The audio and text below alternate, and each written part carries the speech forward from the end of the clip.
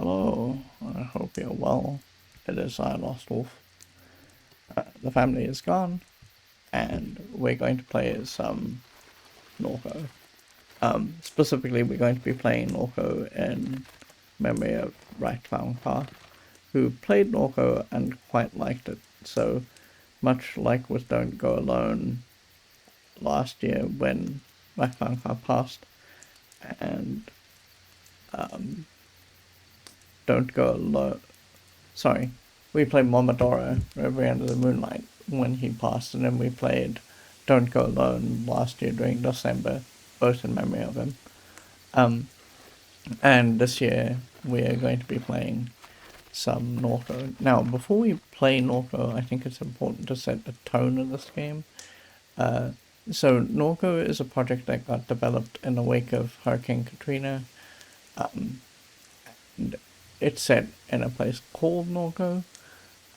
It's set in a sort of a dystopian future where things are going bad and wrong, and there are themes in this game that are mature. There's stuff surrounding suicide and that kind of thing. So, if you are at all sensitive to that kind of theme, please just do be careful.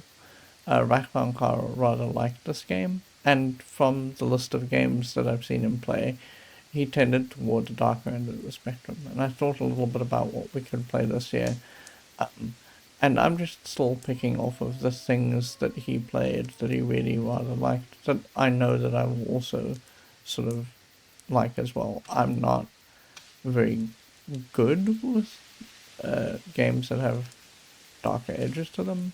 I prefer my entertainment to be a little bit more fluffy and light, but I think it's important to have both the light and the darkness. So I hope you'll not mind and indulge me as we play this specific game. Now, I've been meaning to play NORCO for a while. I never played it before, so we'll see how I go. This year, I didn't mention it here because this is the RatClowncar's Space and Time, but shortly after RatClowncar passed away, a friend of mine that streamed off and on, that I knew for a long, long time, also passed away. So this year, and probably in subsequent years, unfortunately, we'll be adding folks to the list of people that we're remembering. So this year's particular game goes out to both RatClowncar and his family, but also to my friend and his family. And I think that he would have liked this game as well if he tried it, because he liked point and click games. He's especially a fan of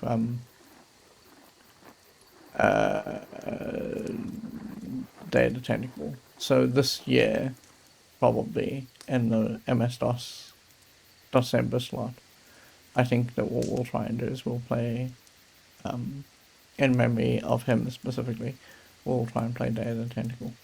But yeah, that's all the heavy-handed nonsense I have to tell you. I do have to say that my family are coming back in, I think, 2 weeks or 3 weeks. But it'll be a much shorter stay, and there'll be a gap there where I don't stream again. I don't know if we're going to be able to finish NORCO in the time that they are gone, but we'll try. We'll see how we do. Right, let me get the show on the road, and then let's get playing here. So, let me do some housekeeping. Housekeeping.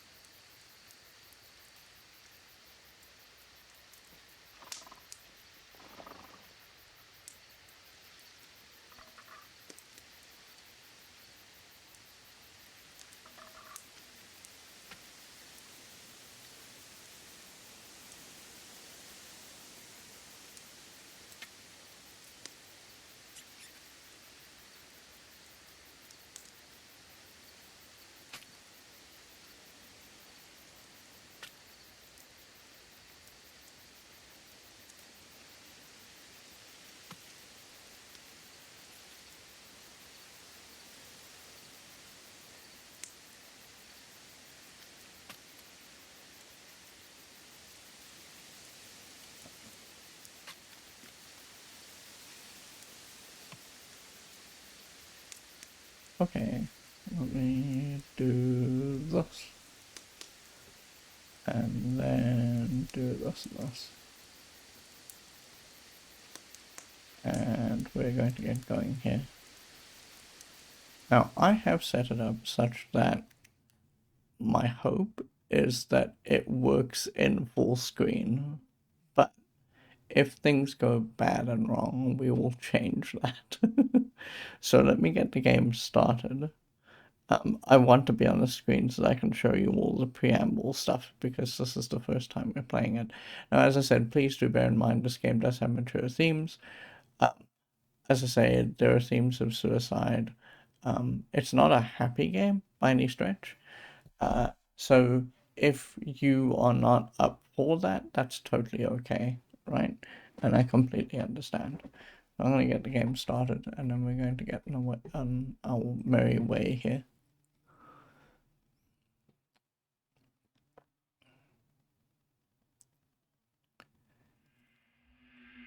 Warning, this game features flashing lights that may trigger seizures in people with photosensitive epilepsy. Please also be advised that NORCO contains... I couldn't read that fast enough. But there you go, that's kind of what I was warning about. I think this is going to be fine. I want to just see... No, we're getting exactly what I get, which is Source, which is 1920 by 1080. I keep hoping that, unfortunately, I'm being served at a time where America is awake.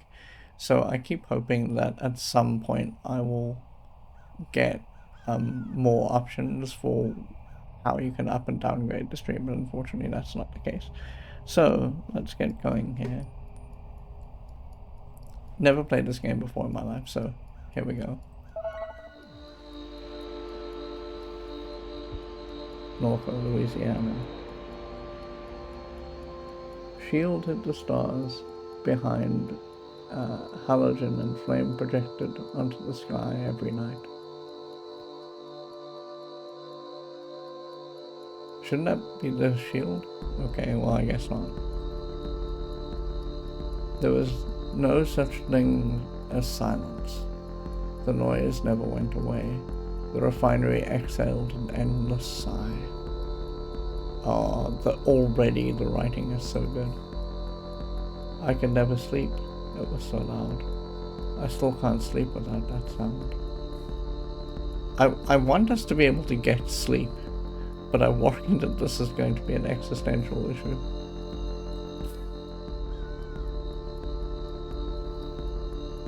He often dreamed that the towers were cathedrals, that the swamps listened when you spoke. I wonder if this is... I do know that there are fights, and I don't think it's a straight up RPG, but there might be elements of an RPG in here. The other thing that I have to mention is that this game leans heavily on religion, in sort of the same vein that, or maybe a little bit more mature, in the same way that Gabriel Knight did. So there's gonna be talk of that sort of thing. That the birds became radiant spheres while circling Norco's sky. You spent your adolescence sleepwalking between little devastating rituals. Though Blake pleaded, you decided to leave. You caught out a grainer. You caught out on a grainer to Chicago and onward to the west coast, thinking you'd never return. You wandered through the overlit suburbs of the vast American limbo. Slumming down 99, you saw an old man crouched in a roadside ditch. He was mouthing your name. He had a familiar gaze. It was gone when you wiped the sleep from your eyes. You spoke to Blake, learning of your mother's declining health, her insomnia, her erratic behavior. You ignored the urgency in your brother's voice. Yeah, you see, like I said, immediately we already have sadness in this game. You headed east. You threw your phone into the Rio Grande and joined the armies of the Misa. For months, you were in the company of fugitives, sleeping in nuclear tunnels, repairing engines and weaponry.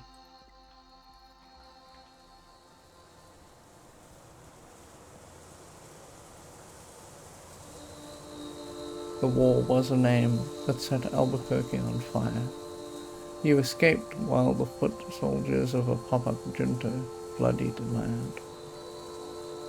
While hiding in a freightliner, I prayed, I slept, I forget. I don't know if I want us to specifically be religious. And I think that this kind of thing would lead towards sleepless nights, so we're gonna sleep. You slept easily as the truck shuttled through the plains. You called home from a landline in a motel somewhere beyond Texas. You knew from Blake's hello that your mother was already dead. You hung up, shouldered your bag, returned to the highway. 5 years had passed. You made your way back home.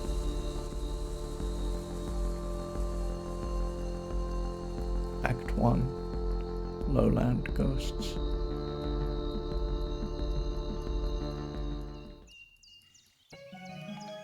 You awake from a delirious dream to find yourself in your childhood bedroom. Monkey watches you from the corner. Oh no, this is giving me Monkey watches you. Gives me serious flashbacks. So I think this is a game in the tradition of The Longest Journey. And The Longest Journey is a reasonably well-written game given the time it came out. There are things that I don't agree with in that specific game. Its sometimes depiction of women is a little bit awkward. But there's a follow-up to it called Dreamfall, which is sort of the second game in that sequence. And in that, there's a lady called Zoe, and Zoe has a talking bear, a little talking guy. And that talking guy is voiced, like, literally, by the guy who voiced the talking bear in AI, Artificial Intelligence, the movie.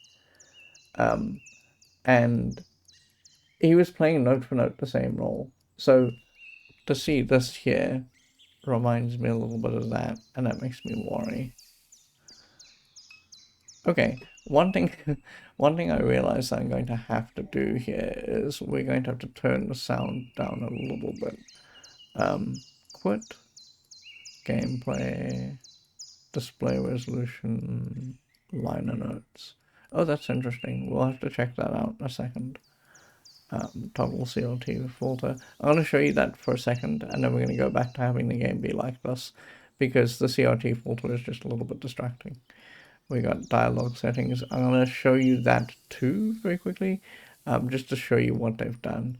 And then audio settings. This is what I want. And I'm going to turn the music down maybe just a touch, because I felt like that was a bit loud. I do want the music, but I don't want to be so loud that we can't deal with it. Okay, so, oh, that's you.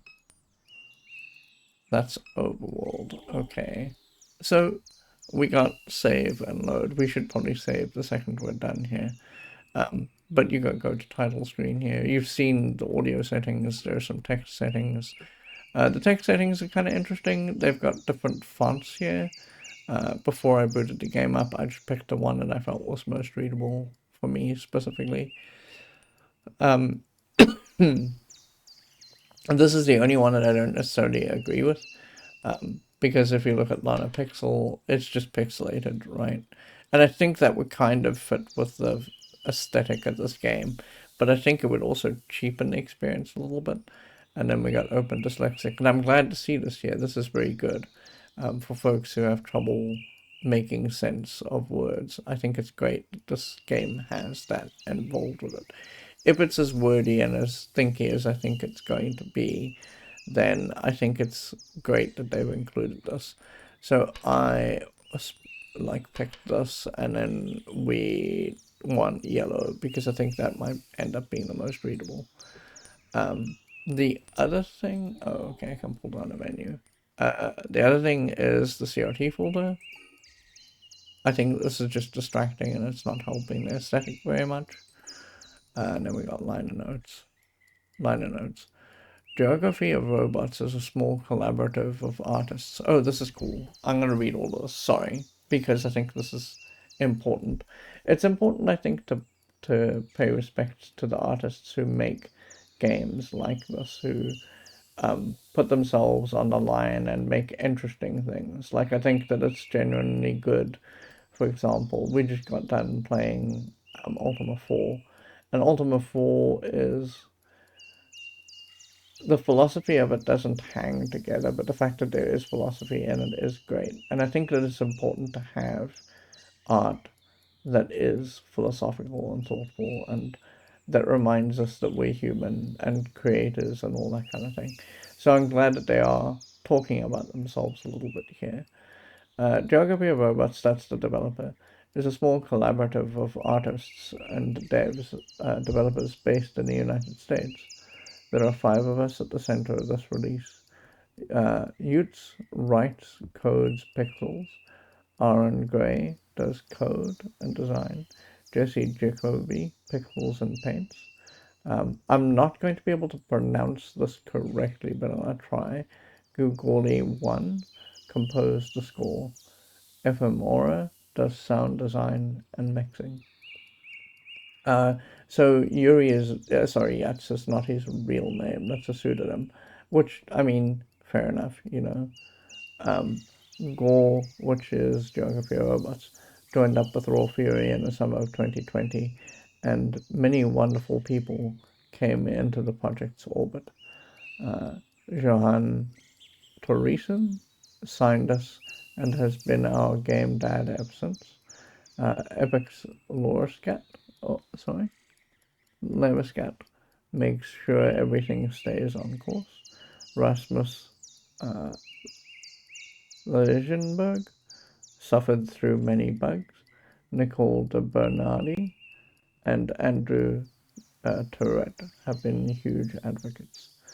Tons of people have left an imprint over the years. We tried to include a full list at the end, but here are a few names up front.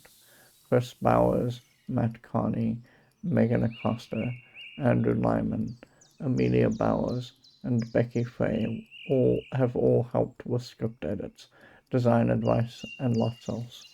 Andy Gibbs wrote a guest track for the bookstore environment. And of course, thank you, thank you, thank you to our Patreon supporters and everyone else who has boosted the project and stuck with it through its many permutations. Now, when I briefly read about this, I didn't want to spoil anything about it because I want to explore it and see it on terms that RatClowncar might have seen it. I saw comparisons to Disco Elysium and what was the other game that they mentioned? Disco Elysium, Kentucky Route Zero. So I'm kind of interested to see where this goes, and it's cool that we get these folks here telling us a little bit about who they are. So this is a point-and-click adventure game in the vein of point-and-click adventure games like we've been playing Secret of Monkey Island, that sort of thing. And it's a little bit more modern than some of the games that we've been playing. If we hover over here, we can see laptop. But there is also, I think, tab. I don't know what the keyboard is. Keyboard. Um, I don't know what the. Oh, I should show you this as well. Right.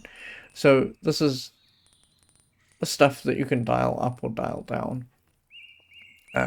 We've got expert mode here.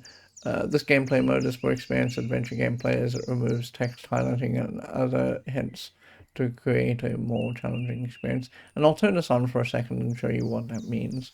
We've got automate combat, which we won't do. I want to actually experience the fights on, you know, the intended developer setting.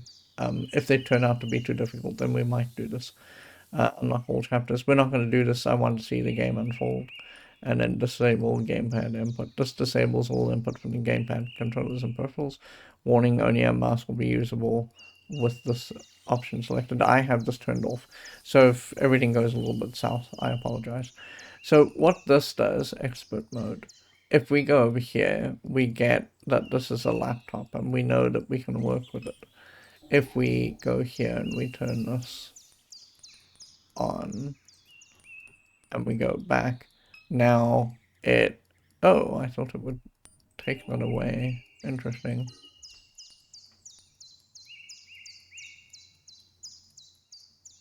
Oh, text highlighting and other hints. Okay, no, I want the hints. Sorry. I'm a baby. It doesn't take this away in the conversation. So we'll see this in Ultima 5 when we eventually play it. Will we though? I don't know. If we played the summoning, we would see it.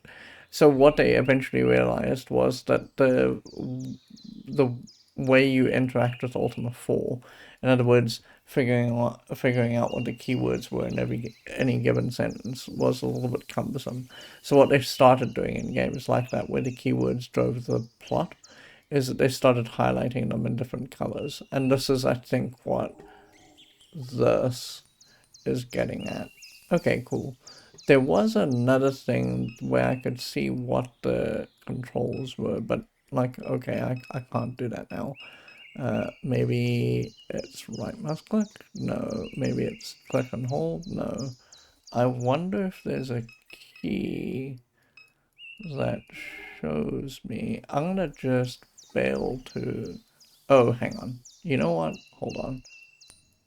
Before we do that, let's save. So I don't have to sit through the intro again. Yeah, sure. Okay. Oh, I don't get to name it? That's sad. Let's go here.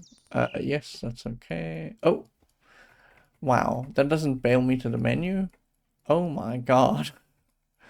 That was a little surprising. It just bailed on the game completely. I was expecting it to go to the menu. Whoa. Please also be advised that NORCO contains depictions of suicide and themes that some may consider blasphemous. That was what I was talking about. There's stuff in here about religion, so do be mindful of that. Settings. Is there input diagram? Why is there not a keyboard diagram? That's a bit frustrating. So there is a thing here to hold that shows the hotspots. I guess what we're going to have to do, either we're going to have to play this with a controller, which I think is going to be a bit awkward for an adventure game, or I'm going to have to just roll my face over the keyboard. So give me a second while I roll my face over the keyboard. Continue. Here. I'm just rolling my face over the keyboard to see if we can figure out where the hotspot key is. So just give me a second. Oh, I took a screenshot. I didn't want to do that. Okay, cool. So you can take screenshots. That's the system that I'm using to play this video game. Doing that in the background. So far, I have rolled my face over most of the keyboard and we haven't seen any hotspots. Okay. I hesitate to press those. Okay, good. So it's space. So you can see here, this is a modern thing for this kind of game. Now we can see all of the hotspots. This will eventually become a thing that adventure games do, but it takes a long time for us to get there. What is this? Oh, this is the map. Okay, sure. So as you can see here, there's two kinds of hotspot. Oh, this is do, this is look. If we look here, we get a sticker from grade school, half peeled from the window. Cool January air spills through the open window. Commuter traffic glints along Apple Street as a pair of wrens wave out an overgrown lot next door. Weave out an overgrown lot next door. Oh, good. It remembered my color choices. Okay. We're not going to use the computer until the end because I think the computer is likely going to get us going here. A show flyer from a few weeks before you left town. A fight broke out during the opening set. I got whooped in the face with a bike chain. I was outside. I don't want us to be hit in the face. I think that it makes some amount of sense that maybe we were trying to get in, so we're going to be doing this. You didn't feel like being around crowds that night. After the show, you and Blake walked over back to NORCO. You watched the sun rise over the grain elevators. Does this change? Oh, okay. So that's interesting. Our choices are immutable. Fly from the show where you stood outside. See, so now it remembered that we made that choice. That's very interesting to know. Okay. Font. You assume Million has been keeping the plants alive. I saw, yes. Among the books on the shelf is a slim volume called Crisis LARPing. Read. The proto-disaster tourism began almost as soon as the floodwaters left. So I do want to mention before I get going seriously in this game that this game grew up out of a documentary that these folks were making. Not all of a geography of robots. People weren't bored at that point. But this game grew up out of documenting Hurricane Katrina. So this is like a kind of thematic tie to that. And that's kind of what I'm talking about. Punks from across the country ventured into the Ninth Ward, gently St. Bernard, and finally the East. They curated a theatrical self-portrait of their lives in the ruins. The aesthetics of disaster were central to that emerging milieu. It began to percolate into popular culture. Collapse became the zeitgeist. Wise investors recuperated the experience of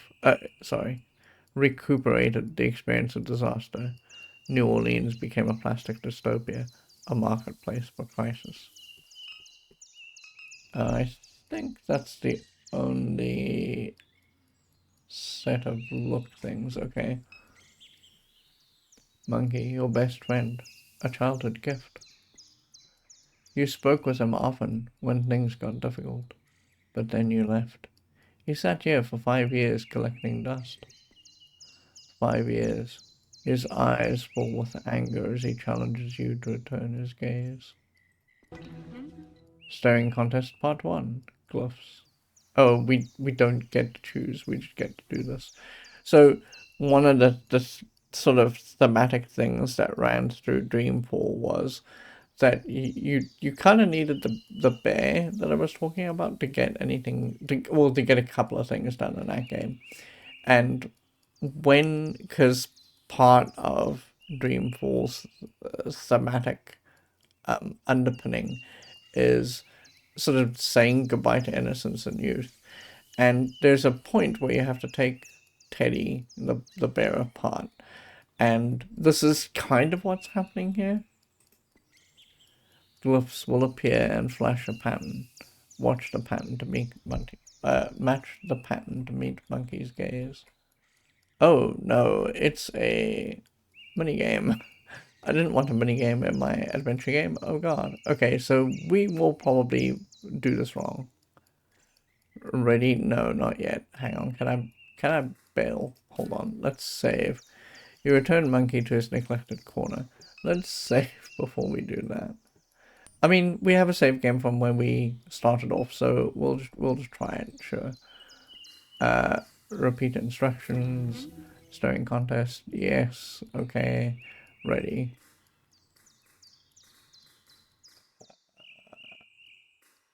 Yes.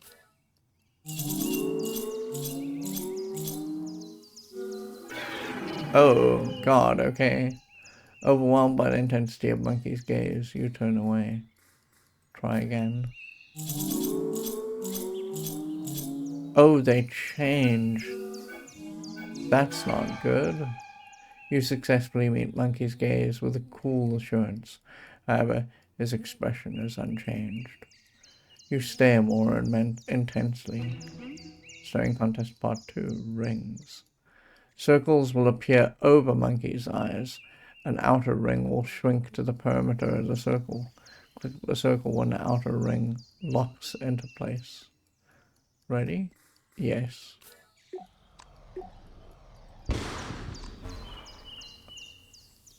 Your stare was no match for Monkey's. Try again.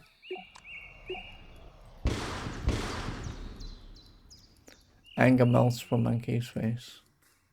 Take Monkey. Oh, okay, so he's going to become part of our inventory now because we passed the vibe check, I guess.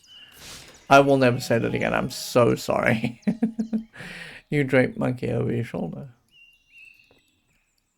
Okay, so he disappears from here now. It's oh, so he's part of our team. Okay, cool. Laptop? The laptop. Your parade gifted you idols on a shoddy particle board desk. Wake laptop. Disregard. As the screen illuminates, you notice that the signal of the in-house is dead. No internet. So I'm a little worried. I think that the writing is going to be quite good in this, but sometimes, as some of the reviews, or one of the reviews mentioned, I didn't read a whole lot. I think that it's going to sometimes overwrite. In other words, it's going to pick words that are kind of dumb to be using in the context that they're using them in. You've heard me rail sometimes about like bad writing. We're going to have bad writing in a different sense here, because what they're going to do is they're going to look for synonyms for this. This sentence could have been written quite simply as the screen lights up, and that would have been sufficient. But they were looking to appear wordy and verbose, so they went for illuminates. And I'm going to have problems with this because I think that as a sometimes writer, simple is often better in most cases. And I don't think you have to overwrite. And this is what these people are doing here. It looks like Blake was using the computer at some point. He left the browser tab open. I don't know if we should be looking at Blake's things. Blake, I think, is our brother. But we do need to know a little bit about him, so I think that we're going to start there. View the tab. Get some sleep, OP. Oh, he was writing stuff on like a Reddit like, I guess. Need cash fast? Install Quackjob. Use promo code BLEED3 for up to bleh? Quack coin. Oh, don't do that. Lol. The TF kind of name is Quackjob. Oh, this is like a chat room, I guess. Just like the name sounds, full of lunatics. App's a way of getting you to join a cult. Worse than that gang and the pre-made. Promenade. Can't trade that coin on any exchanges. Everyone knows it's a Ponzi scheme.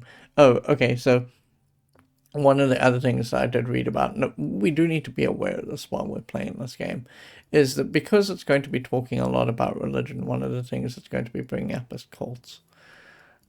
Seen this exact thing, OP, still there? Seen at the base of the upper section.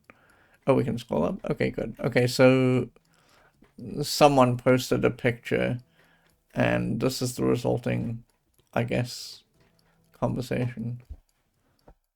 Modbot, archive all YX2Q posts at SCP Anglers YX2Q. So, I don't even want to bring up SCP. Oh, God. So, I don't think that this game is going to go very much in this direction, but SCP is a kind of online shared reality. I don't remember the full name. What is SCP?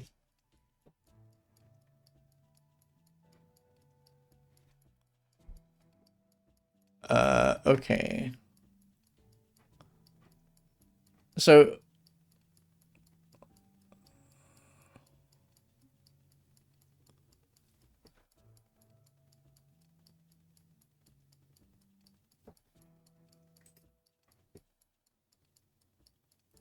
sorry, I'm just looking at a browser window very quickly because I do not remember what SCP stands for. And I don't want to give you incorrect information.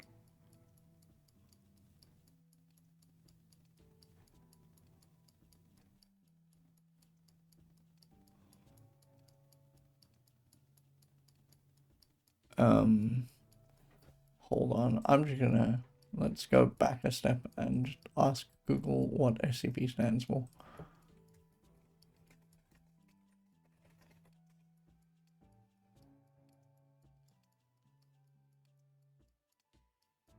Okay, sorry. Yeah, there we go. SCP is Special Containment Procedures.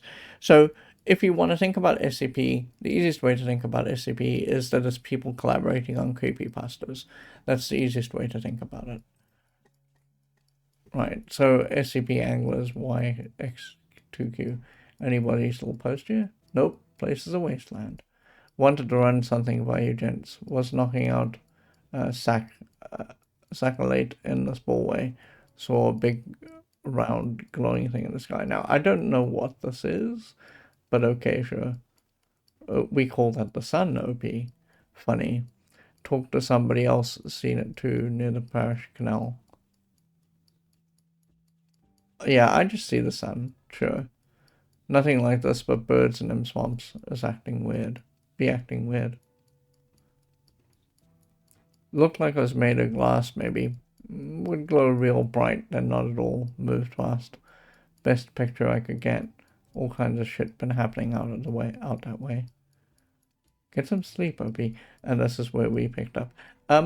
There is going to be swearing, obviously, because this is a mature themed game. I'm just going to read it as we see it.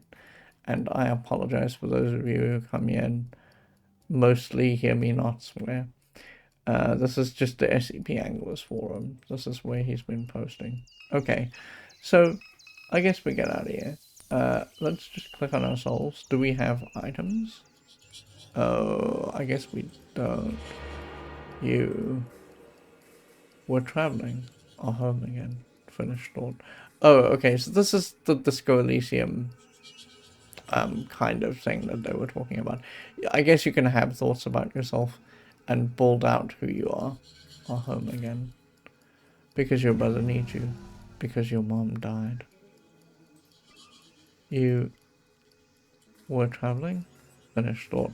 Yeah, so this is kind of like what Disco Elysium does. Disco Elysium is not a game I will play over here. And the reason I won't play it is because they've never fixed the too small text.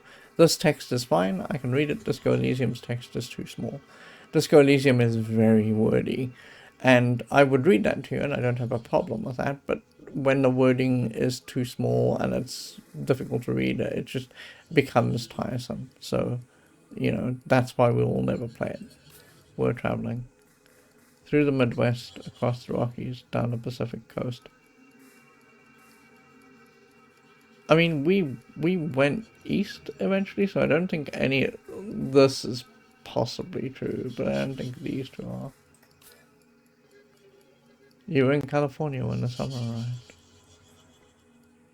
You recall the familiar smile on the face of the old man in the Central Valley ditch. That smile burned its image into your mind.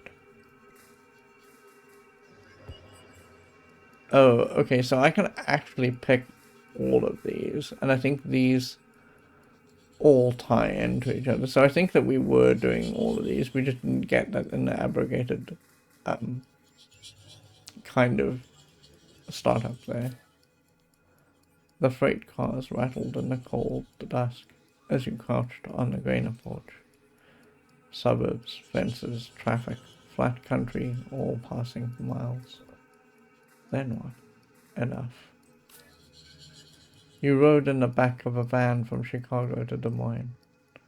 You stole a heater from Walmart and brought it to the poorly attended house show. Des Moines to Kansas City. Kansas City to Denver. Your friends went south and you were glad to be alone. You spent long nights on those highways in a shitty sleeping bag. Dismiss. You. Okay, so now we've had this thought about ourselves. I think that what's going to happen here is that we can now click on these and expand on these ideas. This is a mind map in our case. This is you, this is Blake, this is Catherine, which I assume is your mother, and then the ditch man. And you can have these different thoughts about these different people. Your brother is a lot, is oblivious, dismiss. I think we're going to be able to pick up both of these, but I get the sense... I don't think that he is oblivious, because he stayed behind to help his mother. So I think that she might think that, because I think that the person we're playing here is a lady, I think that she might think that he is a lot. She bailed on them and kept traveling. And so him calling her every time to tell her how her mother was doing might have been a bit heavy going for her. Younger, reckless, gets in trouble, spends sleepless nights scrolling. Edgelord, sensitive, compassionate, foolish. Can't take criticism, always needs money, tries to help those he loves, but often makes things worse. What else? Insecure, dysmorphic, constantly checking his reflection, always seeking validation. For those of you who don't know what dysmorphia is thinking your body is one thing when it is entirely another. So you might be dysmorphic if you look in the mirror and maybe you're too thin. This is the kind of thing that can lead to anorexia eventually, and you think you're too thin, but you know you're really not, and so on and so forth. Was terrified of you leaving, and now he's terrified of you dying. He needs to get over it. When I think of him, I just feel guilt. I think that I would feel guilt in this situation. It's gonna unfortunately make us circle back around to this thought again, because I think that these thoughts are pretty circular. But I think that if I had this exact situation, like a parent was dying, and I had family and I walked away from them, I would feel guilty.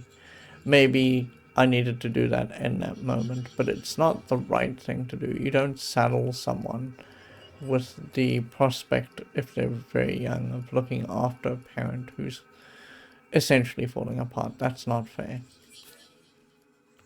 No love or anything like it. Your brother is oblivious. See, I told you we're going to circle back around to this. Your grandma once said that she didn't expect much from Blake.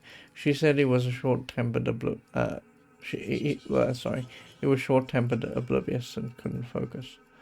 Blake was sitting in the chair across from her, staring down at the tablet. After she left the room, you asked him how he felt. I feel fine, he said. Why? 'Cause of what Gran said, he responded. He looked confused. What did she say? Your brother. Oh, I would not have repeated that. That's the right thing to do.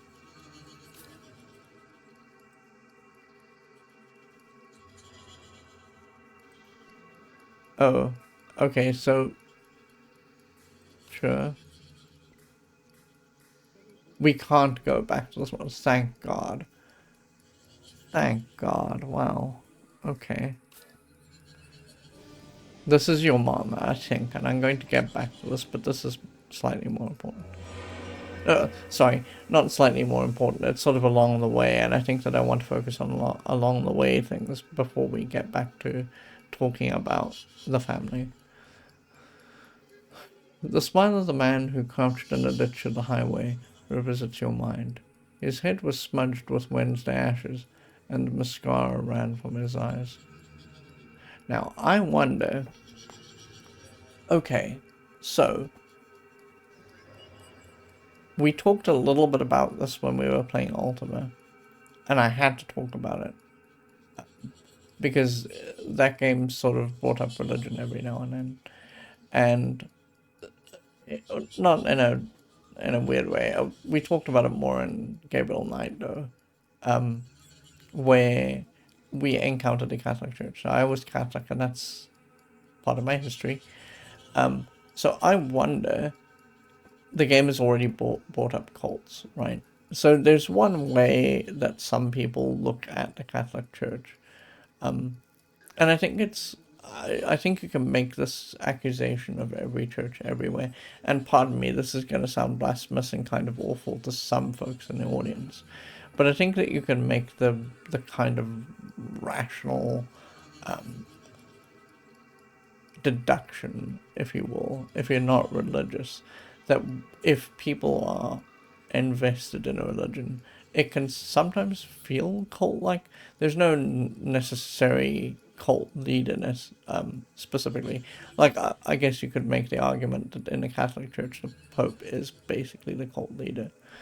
But you can make the argument that most religions feel cult-like. And so since this game has brought up the idea of cults and cultism, I wonder if that it's going to eventually end up labeling as Catholicism as a cult. And the reason why I say this is because they're talking about Wednesday Ashes. This is Ash Wednesday. Now, Ash Wednesday is a very Catholic idea. Ash Wednesday is the day before Good Friday. And the way it works is that, so Good Friday is the preamble into Easter. Ash Wednesday, so for people who are not Catholic, Ash Wednesday is supposedly the day that they nailed Jesus to the cross. So there's 2 days in which Jesus is in the process of dying. He dies, they put him in a tomb, and then on Easter Sunday he rises again. So Ash Wednesday is the day that they put him on the cross. He died for our sins, basically. And so when we do an Ash Wednesday service, one of the things that happens on Ash Wednesday is that the priest who is doing the service will he will take ashes, he will put them on your forehead in the shape of a cross, and that is essentially Wednesday Ashes. And I wonder if this game is going to go into that at all. Right. Oh, that was the end of that? Really? Oh, I thought there was going to be more to that. Sure. Your mom died. The cancer, I've never been able to pronounce this word properly. I'll try and do it now correctly. It is metastatized. No, it's metastasized. I've never been able to pronounce that properly. It was in her liver, then her lungs, then it was in her brain. She was on chemo, never finished her 3rd course. At the hospice on Jefferson Highway, Blake said the traffic shook the building. He left before she drew her last breath. Alone with a morphine drip and the rattling glass. That's how Catherine died. Your mom. Finished the thought. Okay, cool. So we've done all this mind map. And I think that this will get pulled out ever more as we play the game. Okay, and then here... Monkey stares at you. You stare at Monkey. Keep staring. He stares with more intensity until his gaze passes through you. You become invisible to him. Keep staring. Little circles of light pull in the doll's tired eyes as they watch the infinite space beyond your being.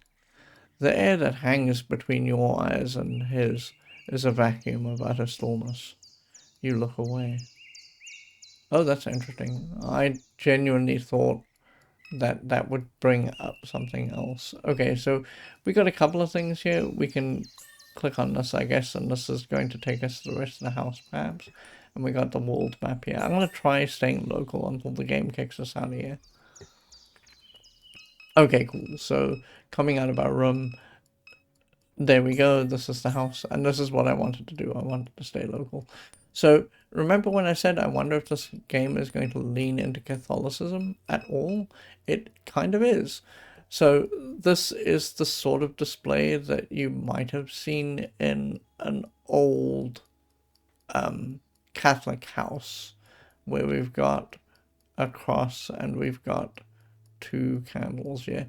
And sometimes what Catholics would have done in the distant past is these 2 candles, you might not have had 2, you may have just had 1.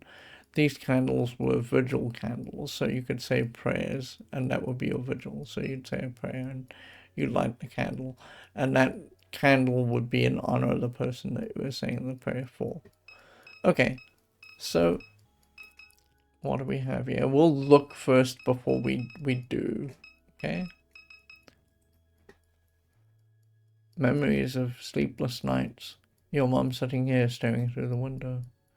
There was a tension in her demeanor, as if she were as if you were interrupting some urgent and obligatory task. You'd continue to the kitchen with no words exchanged. But those thoughts were rare. I thought she hated me. But those nights were rare. I thought she hated me. I don't really want our mom to hate us. Some you don't remember. Is it going to give me options here? Remind you sleepless nights. Okay, good. So I think that we're essentially building our relationship between the people around us. And I think that's a very interesting dynamic. We got some paperwork here. A letter from Shield Oil sits atop a stack of mail. Shield Oil, community notice. Dear neighbor, please be advised. Okay, let's very quickly talk about Shield Oil. So, one of the things that I think that this game is going to touch on, and quite heavily, is the idea of how capitalism destroys. And I think that we're starting to see that here with Shield Oil. There will be elevated flaring at the site of our number 5 stack near Good Hope on the evening of Thursday, March 19th. This will pose no health risk to residents. Alive if I saw one. And I think that that's kind of one of the themes that this game is going to lean into.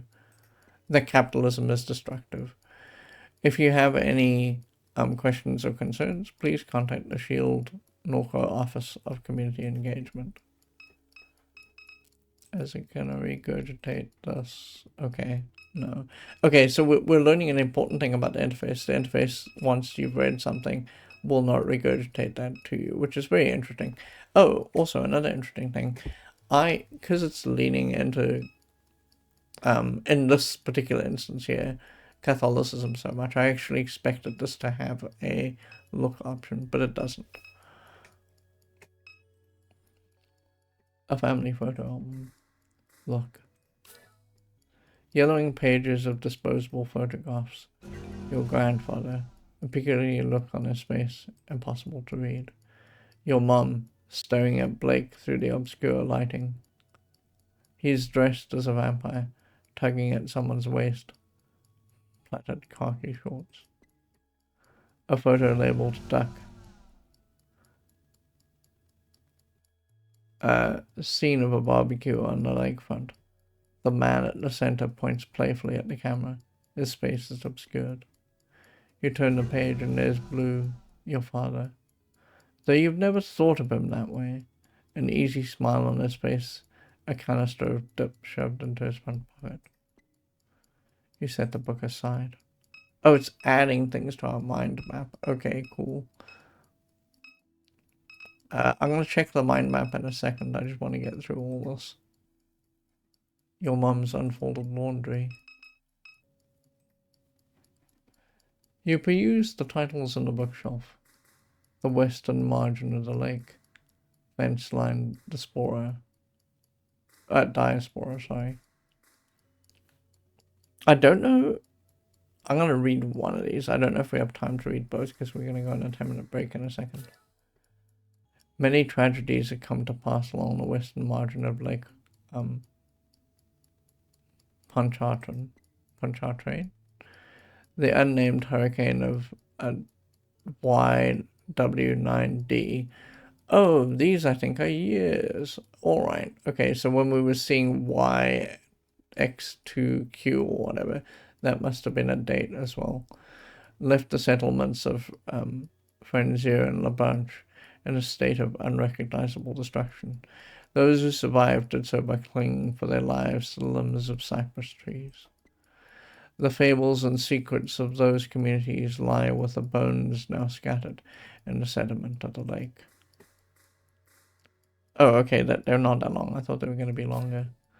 In the end, we decided to leave Dimes. It wasn't the cat cracker, or the smells, or the fear for our children's health that drove us away, though they played a part. Truth be told, it was the media attention, the spokespeople and activists and academics and all this. I was done with it. I was done being a poster child, done being thought of as a victim. I wanted my experience to be my own, not something to gawk at or dissect in a laboratory. I think that's the only... No, there's a couple other things that we can look at. That's a photo of your mom holding Blake as a baby on a beach in Pensacola, Florida. It's winter. You stand beside them, bundled up and laughing as a gust of wind rakes the beach. The sky is bone white. Okay, so I think we've seen everything here. Yes. When I come back, we'll look at the TV, and then we will check out, because I think that this is the front yard. Okay, we'll check out the front yard. Actually, we will look at the mind map. So give me about 10 minutes, and I'll be right back.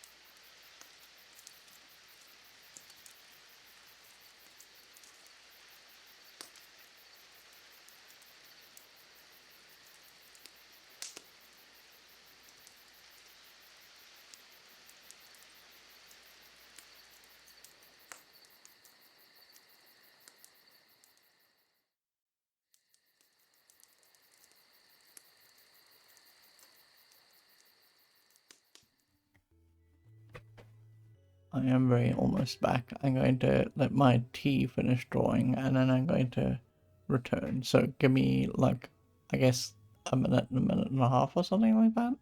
I'll be right back.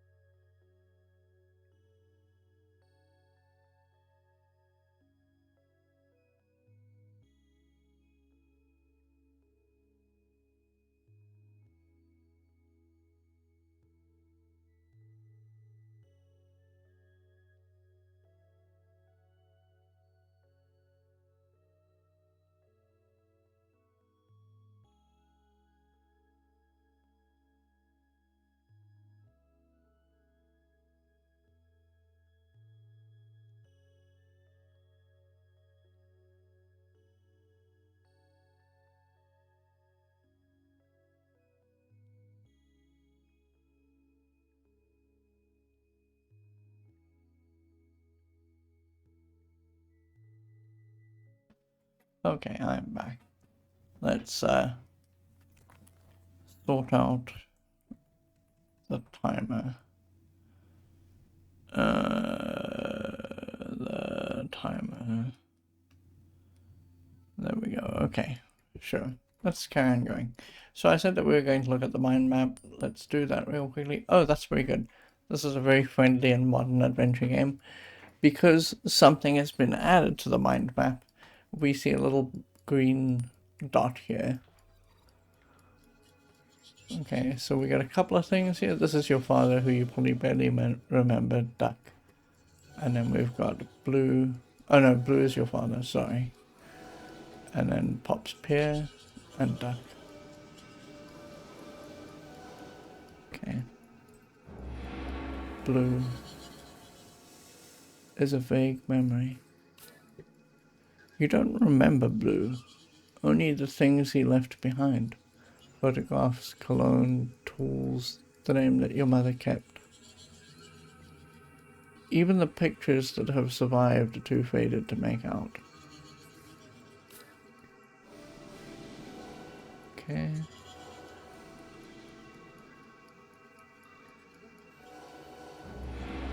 Your grandfather, Peter Pops Pierre, Meloncon. He passed away when you were a teenager. He seemed to court controversy, though as a child you never understood why. An old friend of your mom's. Your memory of him is scattered and vague. Okay, sure. That was a little bit less involved than some of the other things that we've seen. Okay, let's go outside. Oh, this is so beautiful. I mean, I understand that what we're seeing is smog and garbage, but so we're eventually, I'm trying to slow roll the Lucasfilm adventure games specifically, because there aren't a lot of them, right? We're eventually going to end up playing the Dig, and we might save it for dead last, like when we are approaching the end of the Lucasfilm adventure game catalog. We might play that one dead last, and the reason why we might play it dead last is because it's my favorite, but also because it's got a very kind of it's got a very specific texture to it, and the whole texture of the game and the whole feel of the game is it's a game that exists right in the periphery of the spot where day becomes night or night becomes day, like that very specific dusk time where everything is sort of purple and pink and very light blue. And this particular scene here isn't exactly evocative of it, but it has traces of that. And I've told you before when we were playing, and this is a long time ago now, when we were playing Chicory, that my favorite time of day is invariably like early morning when the sun is rising or just as the sun is setting. And this is very evocative of that, and I like that a lot. Okay, so we can go back in if we want to. Let's start here. Oh, okay. Remember when I said this was super Catholic? And they were in this mind memory here of this guy talking about Ash Wednesday? This is Mary. Mary, obviously, Mary, Joseph, and Jesus. So this is a little tiny statue of Mary. Now, I haven't seen in a Catholic house for a long time statues of Mary outside the house.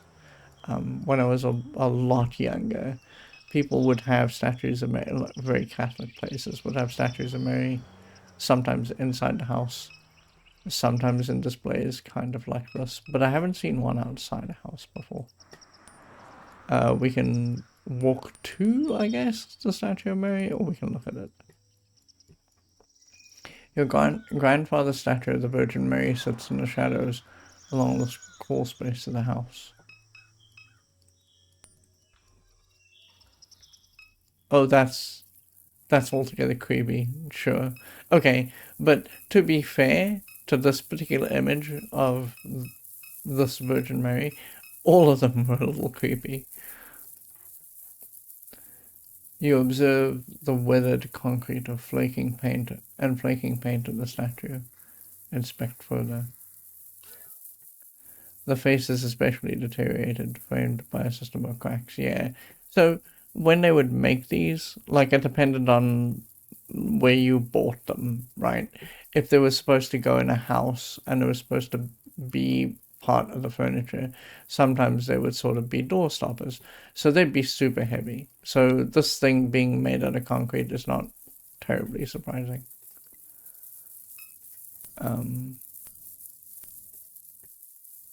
You run your hands along the deteriorating contours of the statue. Oh no, I did not want that to happen. It snaps off as if by design. Behind the statue's face hides an odd assemblage of electronics, carelessly soldered together.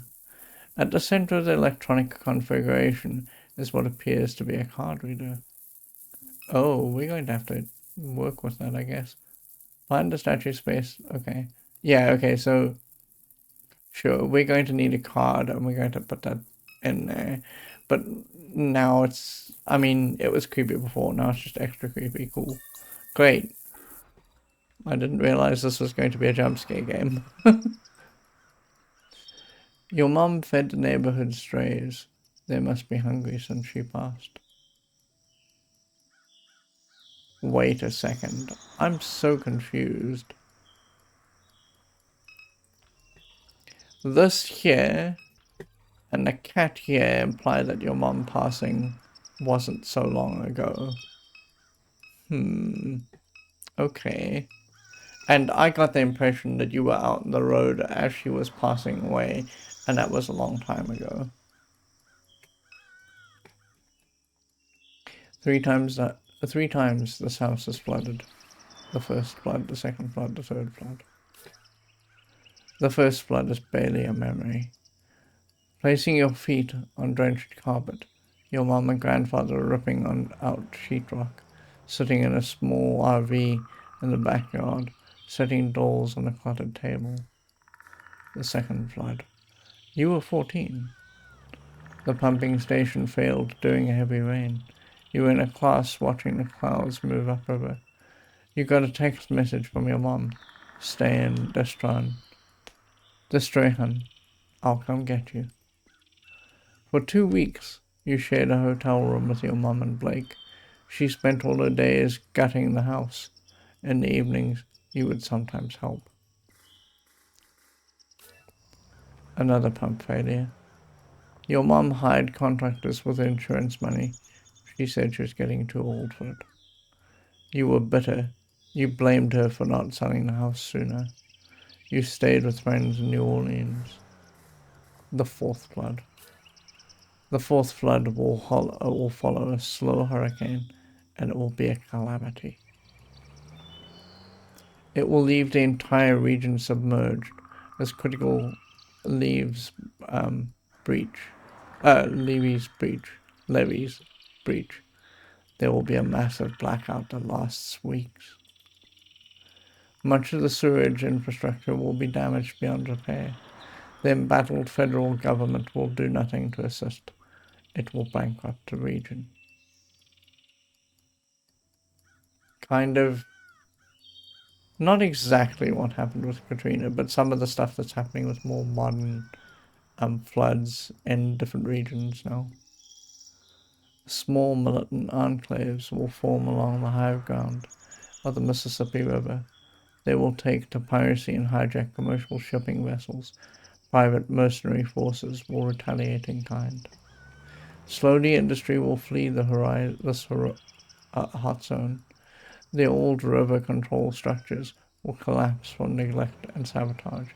The Mississippi River will again change its course. NORCO, an old abandoned refinery town on a ghost of a river. Your house will be squatted and then razed. Wow. That's a lot, man. Okay, so we can walk here and here. I'm not going to do that quite yet. We'll look at the house and we'll look at the skyline. The overhead light of the neighbor's kitchen illuminates yellowing wallpaper and unused furniture. But I mean, again, one of the things I was saying when we started up this game is I did say it's not going to be terribly happy. That description of the flood, the fourth flood, ties in naturally with kind of the feel of this game. These crows eye you from the 3 crows eye you from the power line. I'm starting to think that the font choice I made wasn't great. They're the crows. When I saw them from afar, I didn't actually think of them as crows.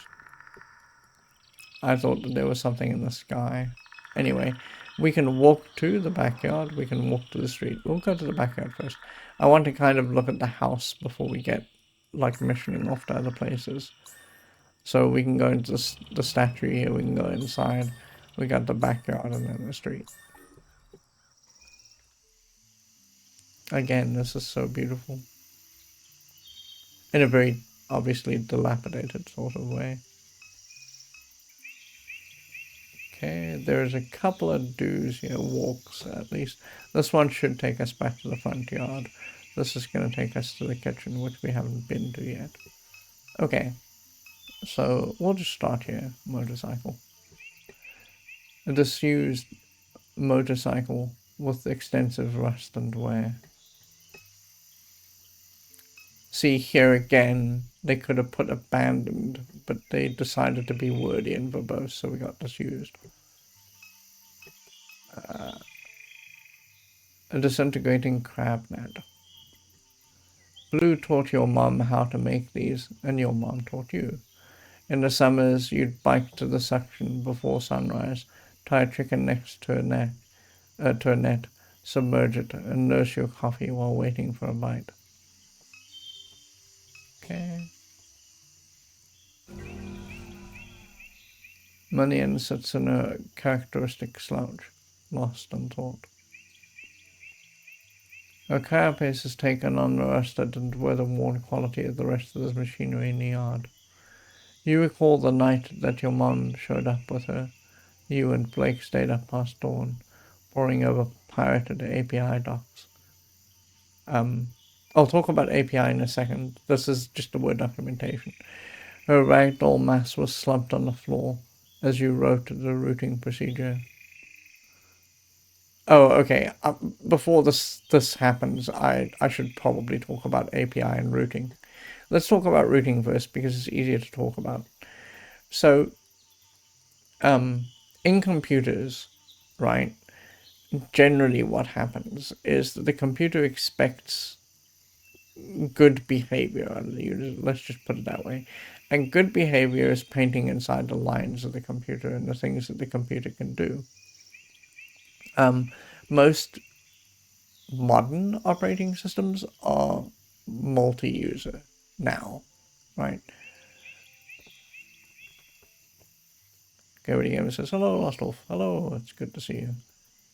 Most modern operating systems are now multi-user. So what that means is that, like, if you run a Windows operating system, you can say, okay, I want myself and let's say my other family members to use the computer.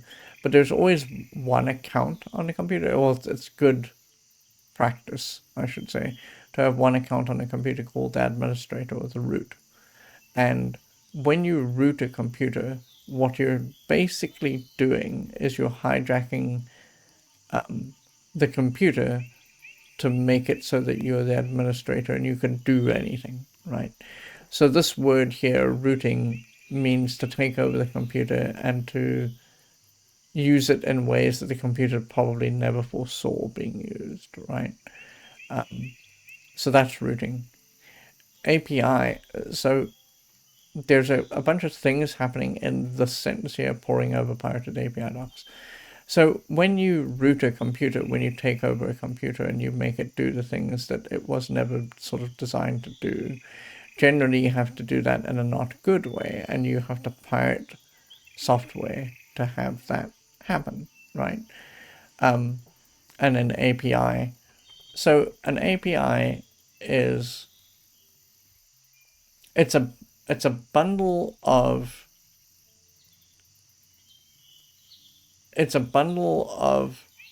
procedures and functions that are tied together some way to do a specific job. Like, for example, an API might be, oh, I need to get data from, let's say, Moby Games, right? They will have their own API. And what that means is that you can query their database for specific things, right? So maybe you want all the games that are on the PlayStation 1, and then it spits out a list because the API knows how to handle that function call and says, hey, listen, give me all of the games that are listed in PlayStation on Moby Games. And that's what an API is. So let me just get you. So API is an application programming interface. It's a way that we've designed mostly backends to resolve user queries. So, like I said, you're asking a specific question, tell me all the games that are PlayStation 1, and then it spits out a list. And there's a specific way that you ask that question of the computer. And the way that you do that is by using the API, the application programming interface. And you get a neat set of answers out. So in this sentence, the pirated API docs are, how do we get this computer, how do we bend this computer, this robot, to our wall to make it do things it was never designed to do. I'm going to back up a long, long way now. In the 1950s and 60s, I think it was the 1950s and 60s, there was a bunch of science fiction writers who thought that specifically for robots you needed a set of protocols by which the robot should live or die. And like there are three maxims for that. Like one of the maxims is that the computer shouldn't do the human that it's tending any harm. And so if you hijack the computer to make it do things that it was never supposed to be able to do through the API by routing it, you could tell the computer, hey, listen, this is a bad person, do that person harm. And you'd be subverting the programming of that computer. And that is kind of what's going on in this specific sentence. You wonder if such memories hide behind a constellation of eyes. The robot regards you casually. Speak. Oh, okay, so one other thing before I forget while we're talking about NORCO. NORCO's world is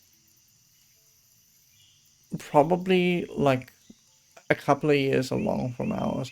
And in NORCO's universe, there are robots that you can talk to and interact with. Million. Kay, you're awake. Oh, okay, we've just learned our name. We didn't know that we were Kay before. Couldn't sleep. Best sleep in years. Million. The sound of the refinery did always help you sleep, didn't it? In any case, I'm certain I was no help. She gestures toward the motorcycle at the edge of the carport. Million. I was turning over the engine on that bike to test the coils. It was quite noisy, but they're in good shape. Now all I need is a fuse. Okay, so this is the highlighting that I was talking about. If we went here and we gameplay, if we turned this off, it won't happen for the specific sentence because the sentence is already displayed, but in future we wouldn't see the screen highlighting. Okay, so that was kind of what was going on there. Okay, so all I need is a fuse and we can use it to get around while I finish repairing the truck. I heard the phone ringing inside, but I had my hands full. Were you expecting a call? Why would so many people be calling? Because your mom has passed away. Oh my god. Where can we get a fuse? We'll come back to this because I think this option will always be available. These two might not be. Many people have been calling since Catherine died.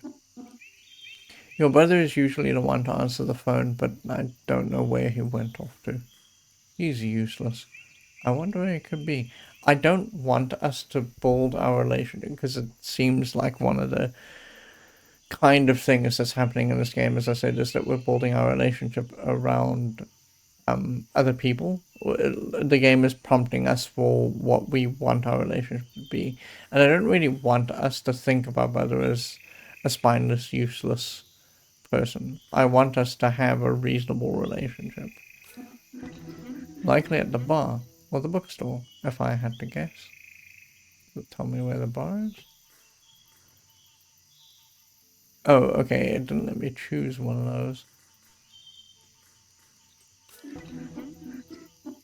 The gas station just up the road has them, but you may have to persuade Troy to let you in.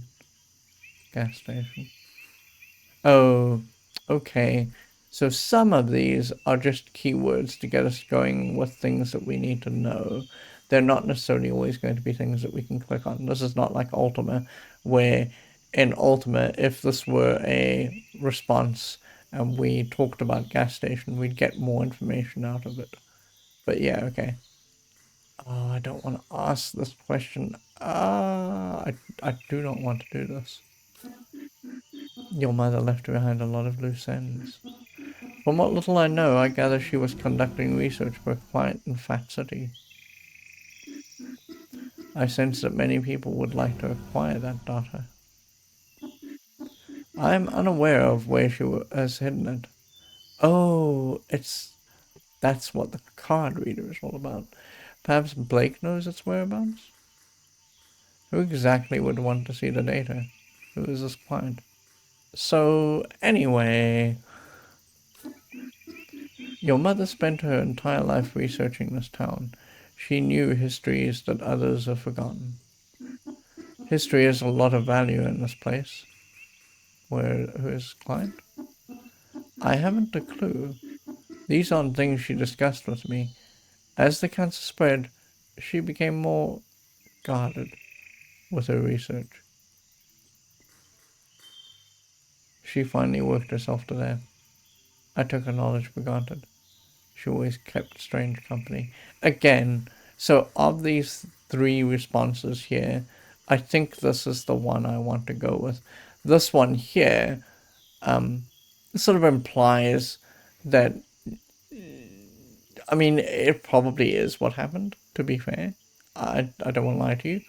But it also sort of implies that, again, we abandoned our mother and we never told her that this was what she was doing. And this one here, I don't necessarily think that it is strange company for people to want the data that she is digging up historically. But, you know, there are probably some odd people there anyway. So I took a knowledge for granted. Your mother had a lot to teach, but she wasn't always the easiest person to get along with. So anyway, okay, that's all. Okay, so we've learned now that if we go to the gas station, we will probably find a fuse. The fuse is what she needs to get this thing going. I don't necessarily think that we need this to travel around, but I think that it might help us if we wanted to take, because we're building a party here, I think it might help us if we wanted to take Million with us. A steel pry bar lies on the ground. I can't pick that up. Interesting.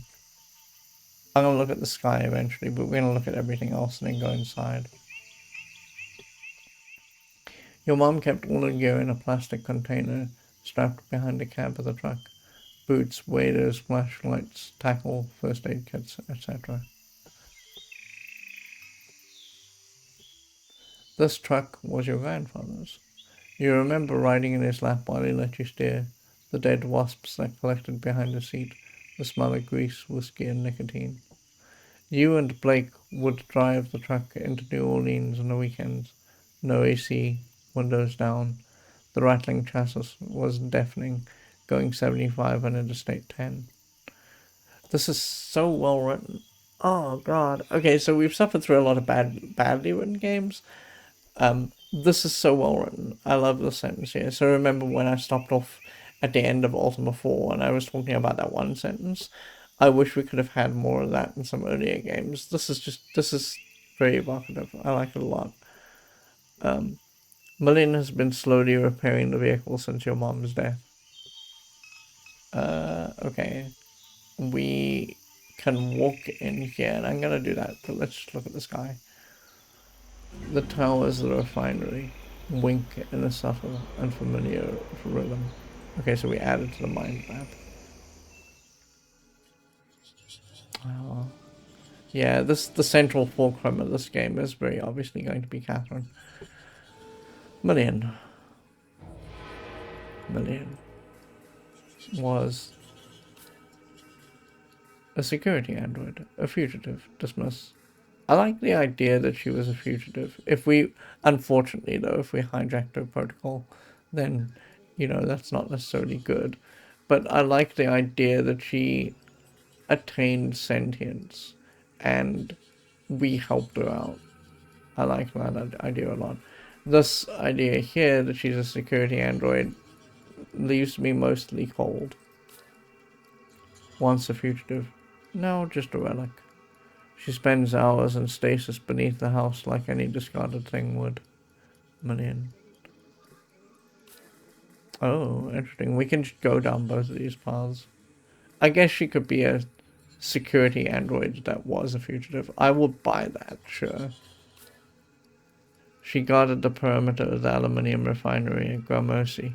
One day she ran away. Why? To find her family? Oh, I like this one. What? No. Million was a security android. Why? You don't know. Million. Oh, okay, sure. We'll center on Catherine whenever we can at the end. I just want to explore these other ideas. Shield is an oil refinery. Shield Gulf South is a regional subsidiary of a transnational oil empire. It holds a large share of leases in the Gulf of Mexico and refines crude oil right here in NORCO.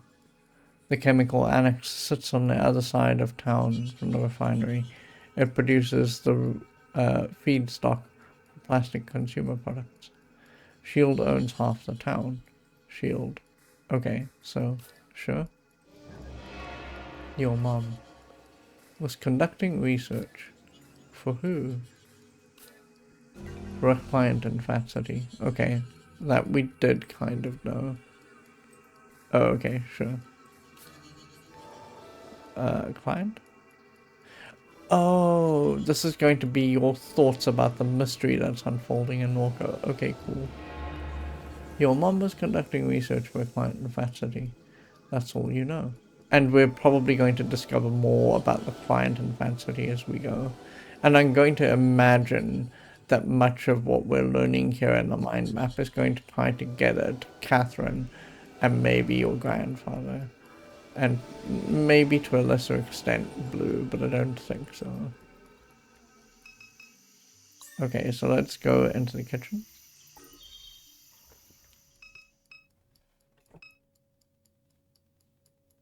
Okay. Pulls. Your mom's painkillers are sprawled across the counter. Yeah, you see, so the introduction sort of implied that... Oh, here we go. More Catholicism. The introduction sort of implied that your mom had passed away a while ago, but it looks to me, the more that we walk around, that this actual passing didn't happen so long ago. Oh, and we can go up here? Okay, interesting. You've discovered so many dead cockroaches in this microwave over the years that it's discouraged you from using it. For several months, a dead baby roach was stuck between the clock's display and the protective kitchen screen, blocking the hour. Blake finally shook the microwave aggressively enough that the roach fell into the into the guts of the machine. Well, we're never using that. You're always frightened by the laundry room. And now we're going to go into it. Oh, I like this view a lot. This is our attic. There used to be much more clutter up here. You imagine your mom gave it away as the end approached. I'm surprised this here didn't trigger the mind map. Okay, let's go back down. I think that's it, yeah. Yeah, and then over here we can probably go back into the living room. Sure. I mean, every spot that we need to get to the street is 2 clicks away, so we may as well just do this, and then do this, and then go to the street.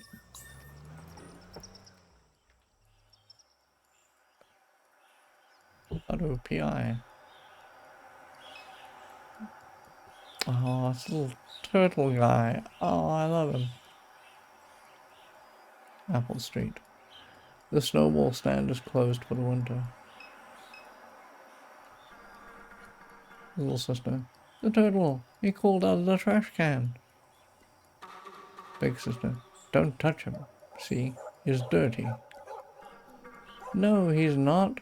Turtles are always clean. They live in water. Trash water is not clean. Let's go. Just let me stay a little longer. He's pretty. I agree. Oh, this poor little guy. It's probably this trash can here. It's a little difficult to see because our map is obscuring things. Oh, that's also interesting. We got a new thing, new development here. We are here. This is Padu PI. We didn't have a marker for where we were previously, but I think that as the game world expands, we're going to have this marker. Kind of just know where we are in relation to other things. Okay, so this is Padu PI. I guess we should go in here to start with. Look. The lights are on at Padu Private Investigators. Let's go inside. You knock. No answer. Okay, sure. This is home. This is Dime's Discount. Floodgate Tavern. Floodgate Tavern is where we'll probably maybe find our brother. So I'm going to ignore that for a second. We're going to go to Dime's Discount.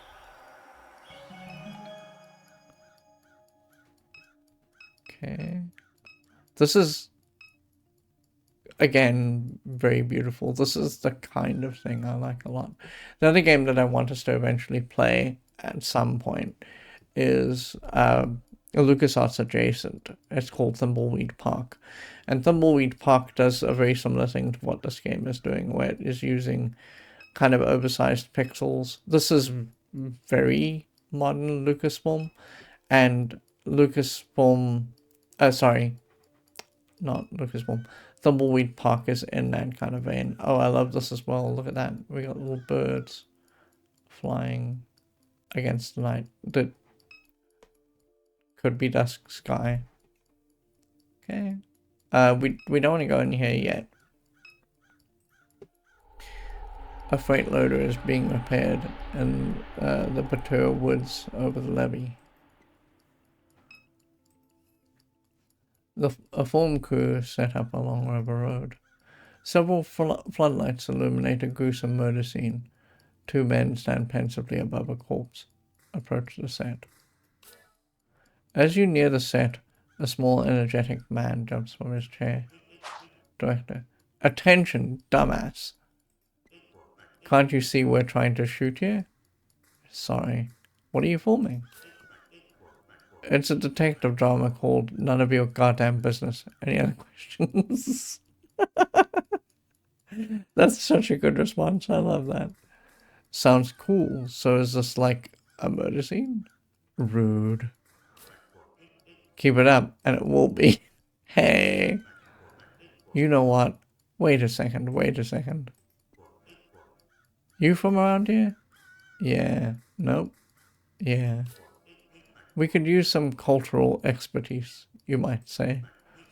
We're filming a Bayo cop drama, and all these knuckleheads are from LA. An actor on one set turns towards the director. I told you, Kevin. I'm from Texas. Oh, that's right, Noah. I forgot. Your Harvard-educated daddy bought a boutique ranch outside Austin. Well, that don't make you a cowboy horse. Now hush up before you scare off the yokel. Oh, I hate this man. His response above was funny, but this is not a way to talk to anyone. If a director of a movie is like this, don't ever act in a movie. The director returns attention to you with a mild look of disgust. Director, help us out, will you? The script needs some work. What do you say? Fine. Absolutely not. I don't want to get involved with this guy. He doesn't seem like much fun. So we're going to go absolutely not. Great. Your smell was making me a little nauseous anyhow. Well, you're an evil, awful person, so there you go. So many evenings spent watching traffic pass by this gas station. Little has changed. Neighboring business still sits abandoned. The surrounding streets are quiet and empty. Troy, well. Look who's back. What happened? Carnival forget you beside the road? Okay, this guy's going to be not much fun either. And you even bought your little doll. That's cute. Wow, Troy, you look like shit. Back because my mom died. I don't really want to say this. He's not a nice guy, but we don't have to be mean back. You're not that stupid, are you, Catherine? She too valuable. They'd never let her die. If anything, she probably vacationing on a hard drive somewhere. Oh, that's interesting. So, in some science fiction, and I don't know if the story is going to go that way, in some science fiction, there's this idea that you can upload consciousness to a computer, and he's sort of implying that, like, maybe the people in Fat City who were doing research with your mother when she passed away took like her brain or her memories and uploaded them somewhere. But I don't think that that's going to be the case here. And we don't know if this world is like that yet. You're telling me, you're trolling me about my dead mom. Get lost. You don't get it, do you? Lucky you got somebody like me to break these things down for your dim-witted ass. Your mom was excavating all along the rim of the lake. Oh, that's interesting. We didn't know that. She used to pay me to help her from time to time. Matter of fact, she needed somebody smart, somebody vigilant, somebody like me, especially with shields snooping around. I've seen some wild shit out in them swamps with Catherine. What kind of shit? I don't believe a word of it. I don't know if I do yet. There's not enough evidence to suggest that Troy was anywhere near your mom. Like, at the moment, we just know too little. So I'm gonna say I don't believe a word of it right now. But I worry that we're busy ending this relationship with this person. I ain't asking you to believe nothing. And anyway, and anyhow, the same story time. Not letting you in this gas station. Goddamn company that runs this dump did me dirty. They swapped me with an ATM machine for speaking truth. Ain't letting nobody through till I get an apology, at very least. That sucks. You clearly deserved it. Okay, we don't need to say this. I mean, he's not a nice guy, but we don't need to do that. Don't patronize me with your weak pity. If we really want to get through, get me some of them pulls your brother was selling. That might persuade me. Okay, interesting. Fight, leave. Oh, we can fight him? I don't want to fight him. Yeah, shuffle off then. Okay, interesting. So we got a quest right now. And I think that's actually a good place to call it for right now, because we're at the end of the stream. There's a couple of things happening on this mind map. I don't want to get into them right now. We'll get into them tomorrow. Let's save. So, in the same way that I could sort of see how Don't Go Alone was interesting. I played Momodora before when I played it for you last year. So I knew what we were getting into with that specific game. And I kind of had a feeling about why RatClowncar liked that specific game. But I can kind of see why this appealed to RatClowncar. There's a lot going on here. It's quite dark, right? And I think it's going to get darker before it gets lighter. Maybe it won't even get lighter. This might be one of those stories where we just have to settle for a glass half empty kind of ending. But I can see why this appealed to him, because it's on that edge of being quite dark, and he seemed to like sort of that kind of milieu. So I think the game itself and the way it's written might appeal to me, but the story might not be my cup of tea. Because as I say, I tend to prefer my media to be slightly light and fluffy. And I'm not really wild about dystopias, to be quite honest with you. But I'm interested to see where this goes. I like the science fiction edge to it. So I'm very curious to see where it lands. Alright, this is going to dump us right out of the game. So what I'm going to actually do is go here.